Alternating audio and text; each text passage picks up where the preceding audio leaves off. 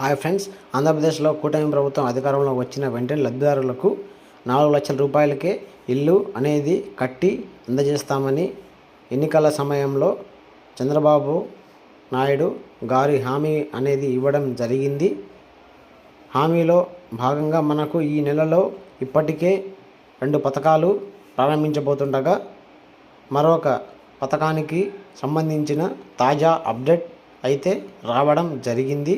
ఇందులో ఇప్పటికే గ్యాస్ కనెక్షన్లకు సంబంధించి అలాగే ఉచిత బస్సు కూడా ఈ నెలలో ప్రారంభించే అవకాశం ఉన్నట్లు, అలాగే ఇళ్ళ కోసం ఎవరైతే ఎదురు చూస్తున్నారో అటువంటి వారందరికీ 4 లక్షలకే ఇల్లు అనేది నిర్మించి ఏపీ ప్రభుత్వం అందజేయబోతోంది.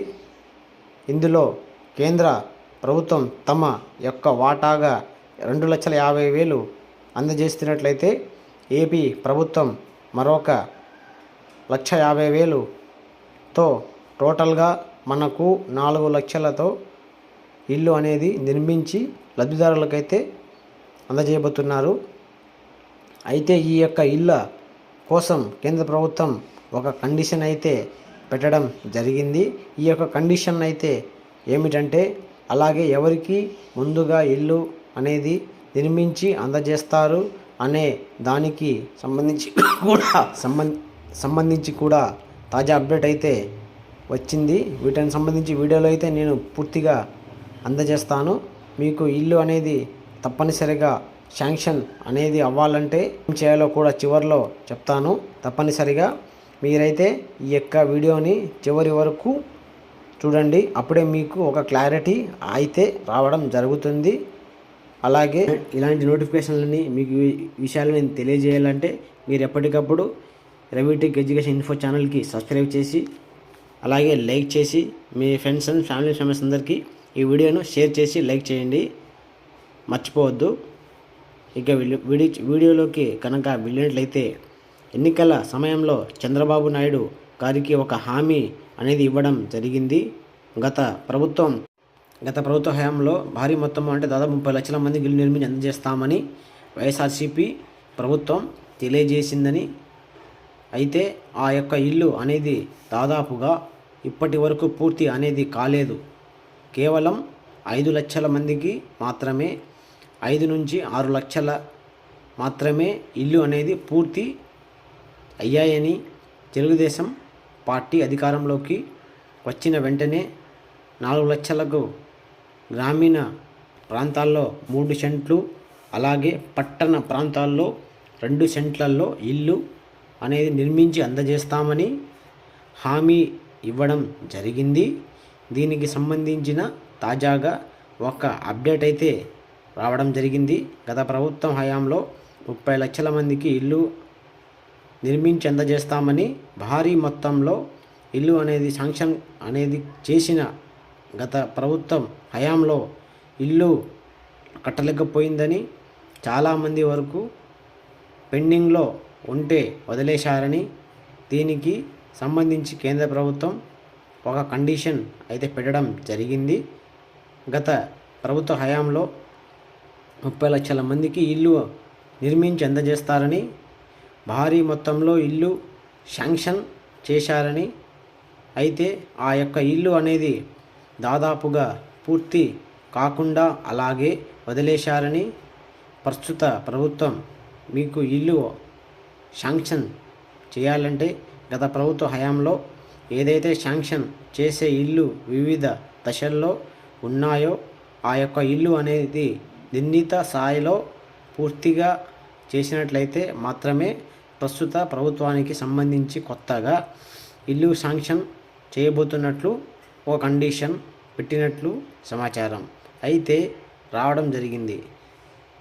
ప్రస్తుతం కూటమి ప్రభుత్వంలో కొత్తగా ఇల్లు అనేది నిర్మించాలంటే గత వైఎస్ఆర్సీపీ ప్రభుత్వ హయాంలో ఏదైతే దాదాపు పెండింగ్లో ఉన్నాయో వాటిని నిర్ణీత స్థానంలో తప్పనిసరిగా కంప్లీట్ అయితే చేయవలసి ఉంటుంది. అయితే గత ప్రభుత్వ హయాంలో మనకు దాదాపుగా 1,80,000తో మాత్రమే 1 సెంటు స్థానంలో ఇల్లు నిర్మించుకోవాలని తెలియజేయగా, అప్పట్లో నిర్మాణ కాస్ట్ అలాగే ఇసుక రేట్లు ఎక్కువగా ఉండడంతో చాలామంది ఈ యొక్క ఇల్లు నిర్మాణ పనులు అనేది ప్రారంభించలేదు.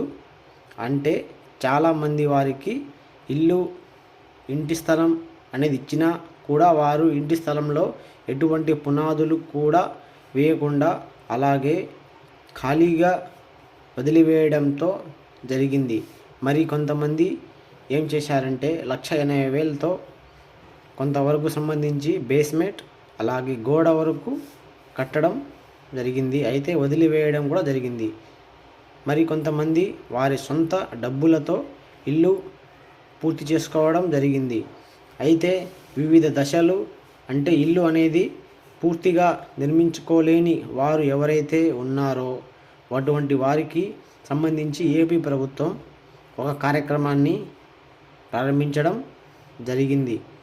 100 రోజులు పూర్తి చేసుకున్న సందర్భంగా కూటమి ప్రభుత్వం ఏం చేసిందంటే మన ఇల్లు మన గౌరవం పేరుతో ఈ యొక్క ప్రధానమంత్రి ఆవాస్ యోజన పథకానికి సంబంధించి పెండింగ్లో ఉన్న ఇల్లు మొత్తాన్ని అయితే వివిధ దశల్లో ఉన్న వారందరికీ సంబంధించి కొంతమే ఆర్థిక సహాయం చేయడంతో పాటు వారికి సంబంధించి ఏదైనా సరే ఈ యొక్క పెండింగ్లో బిల్లులు గనక ఉన్నట్లయితే ఆ యొక్క బిల్లు శాంక్షన్ చేసి ఈ యొక్క పేమెంట్తో వారికి ఇల్లు కట్టుకునే విధంగా మన ఇల్లు మన గౌరవం పేరుతో ఈ యొక్క పెండింగ్లో ఉన్న ఇళ్ళ మొత్తాన్ని అయితే పూర్తిగా చేస్తూ వారి ఇంటికి అవసరమైన అన్ని వస్తువులతో ఇల్లు వారికైతే అందజేస్తున్నారు. ఇక్కడ స్క్రీన్ మీద గనక చూసుకున్నట్లయితే కొన్ని గ్రామాలు అలాగే పాడు సచివాలయాల పరిధిలో ఈ యొక్క ప్రధానమంత్రి ఆవాస్ యోజన పథకంలో భాగంగా గత ప్రభుత్వం హయాంలో పెండింగ్లో ఉన్న ఇల్లు వివిధ దశల్లో ఉన్నాయి కాబట్టి వాటన్నింటినీ పూర్తి చేసి లబ్ధిదారులకైతే అందజేస్తున్నారు. దీనికి సంబంధించి కూటమి ప్రభుత్వం ఒక పేరు కూడా పెట్టడం జరిగింది. మన ఇల్లు మన గౌరవం పేరుతో ఈ యొక్క హౌసింగ్ లబ్ధిదారులకు ఎవరైతే ఉన్నారో వారందరికీ అవగాహన కల్పించి వారి ఇల్లు అనేది వెంటనే పూర్తి చేసుకునే విధంగా అయితే చర్యలు చేపడుతున్నారు. అలాగే వారి ఏదైనా సరే ఆర్థికంగా అవసరం గనుక అయినట్లయితే మరొక 30 నుంచి 50,000 వరకు కూడా ఈ యొక్క పొదుపు గ్రూపుల్లో ఎవరైతే ఉన్నారో వారి యొక్క 30,000 వరకు ఉపాధి హామీ పథకానికి సంబంధించిన నిధులు నుంచి వారికైతే వడ్డీ లేని రుణాలు వారికి అందజేస్తున్నట్లయితే అందజేస్తున్నామని తెలియడం జరిగింది.